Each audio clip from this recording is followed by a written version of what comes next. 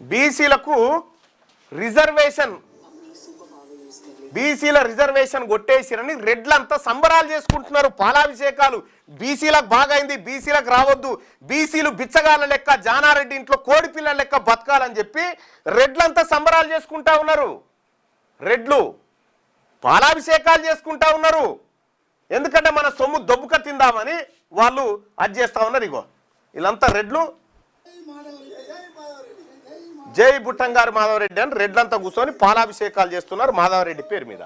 మరి బీసీల రక్తం పంచుకొని పుట్టినటువంటి బీసీ బిడ్డలారా, ఇగో రెడ్లంతా పొద్దుగాలని వాళ్ళని ఎవరు జమగమ్మని చెప్పలే, కానీ వాళ్ళ జాతులకు మంచి జరిగే కార్యక్రమం జరిగిందని చెప్పి రోడ్డు ఎక్కిరు.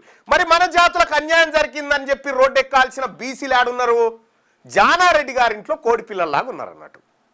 సో కాబట్టి ఇక పటాకులు కాలుస్తున్నారు, బీసీలకు రిజర్వేషన్ పోయిందని రెడ్లు పటాకులు కాలుస్తూ ఉంటే మరి మనం ఏం చేస్తా ఉన్నాము?